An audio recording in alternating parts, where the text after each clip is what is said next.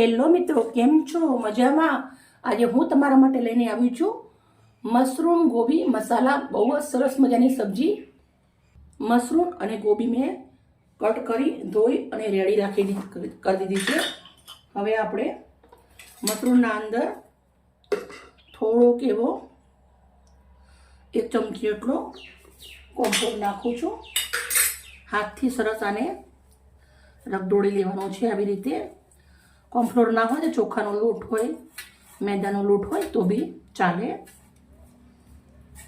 આ આપણે હવે સાઈડમાં કરી કઢાઈના અંદર તેલ ગરમ મૂક્યું છે. કઢાઈના અંદર તરવાનું છે. આપણે તેલ ગરમ થવા દેશું.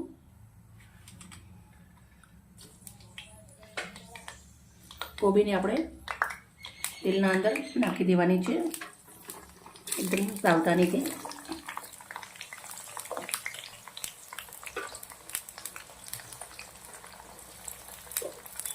મસ્ત મજાની ચડી જાય ત્યાર સુધી આપણે આને રાખવાની છે. 80% ચડાવી દેવાની છે આપણે આને.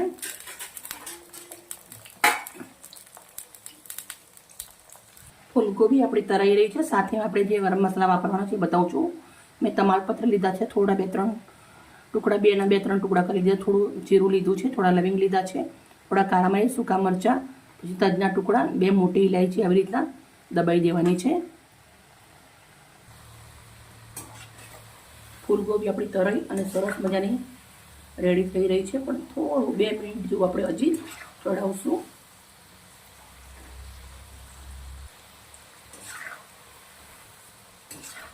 ગોબી આપણી રેડી થઈ ગઈ છે.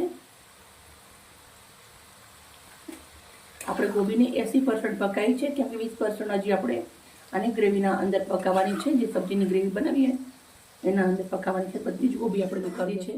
હવે આપણે જે મશરૂમ એ થોડા લોટવાળા કર્યા છે એ નાખી દઈશું.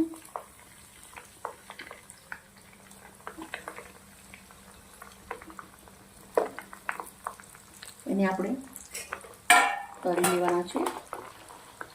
મશરૂમ તરતી વખત એકદમ ધ્યાન રાખવાનું, કેમ કે આપણે લોટ ઓછો ચડાવ્યો છે એટલે મશરૂમના અંદર પાણીનો ભાગ હોય તો મશરૂમ ઉડી શકે છે કઢાઈના અંદર. એટલે એકદમ ધ્યાનથી બનાવવાના,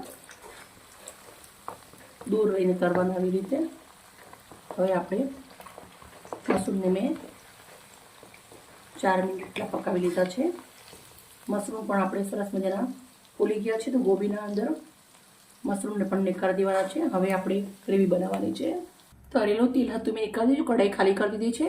હવે આપણે 1 ચમચા એટલું તેલ, ફ્રેશ તેલ ગરમ મૂકું છું. સૂકા મસાલા, મરી, લવિંગ, તજ, જીરું, ઇલાયચી બધું જ આપણે નાખી દેવાનું છે.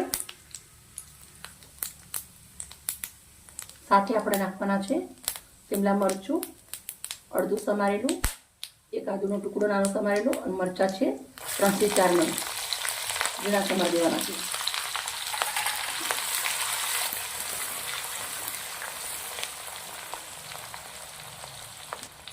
એક ગાંઠ ઝીણું સમારેલું લસણ.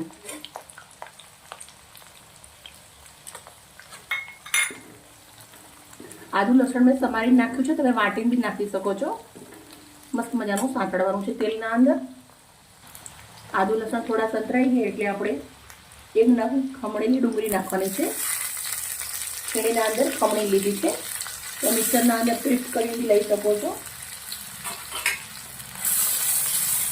તેને પણ આપણે થોડી વાર તેલના અંદર પહેલાં પકાવવાની છે. લસણ ડુંગળી મસ્ત સંતરાઈ ગયા છે. હવે નાખવાનું છે આપણે ખમણેલું 1 ટામેટું.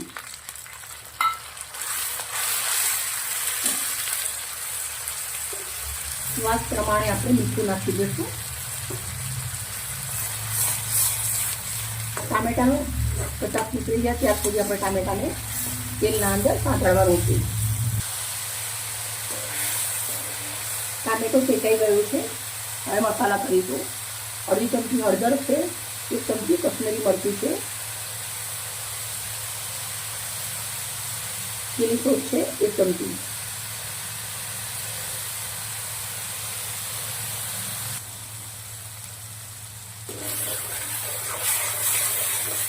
હવે આપણે અંદર થોડું પાણી નાખવાનું છે. 1 વાટકી એટલું પાણી નાખું છું. હવે ગ્રેવીને સરસ મજાની ઉકળવા દેવાની છે.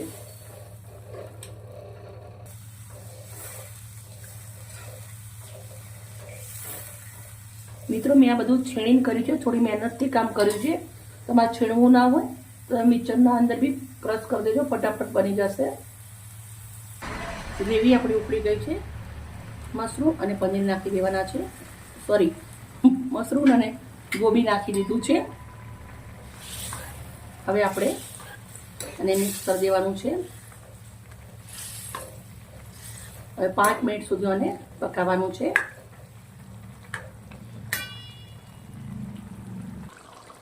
હવે આપણે ફ્રેશ ક્રીમ નાખવાની છે અંદર.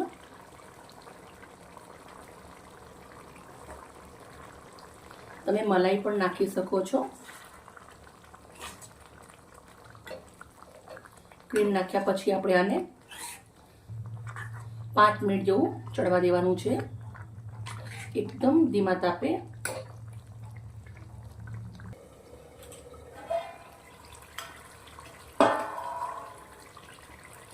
તેલ છૂટી ગયું છે, મસ્ત મજાની આપણી સબ્જી રેડી થઈ ગઈ છે.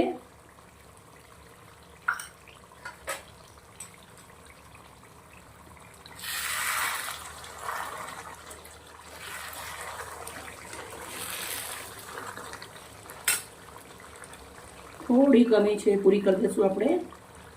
લીલા ધાણા,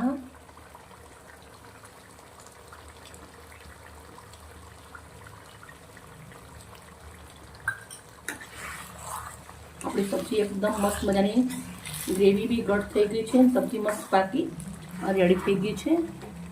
ફ્લાવર બી બહુ મસ્ત મજાનું આવી રીતના ચડી ગયું છે, તમે જોઈ શકો છો. હવે આપણે સબ્જીને કઢાઈના અંદર સર્વ કરી દઈશું. મેં કઢાઈ લીધી છે, એના અંદર આપણી આ સબ્જી સર્વ કરું છું. મિત્રો બનાવી તો ઘણી બધી છે, પણ આપણે એક કઢાઈ ભરી અને સર્વ કરીએ છીએ.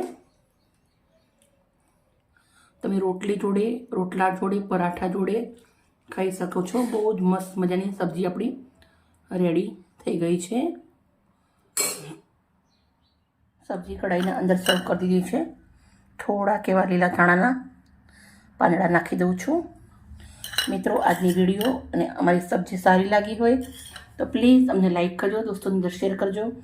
કાલે આવી નવી રેસીપી સાથે. Okay, bye bye.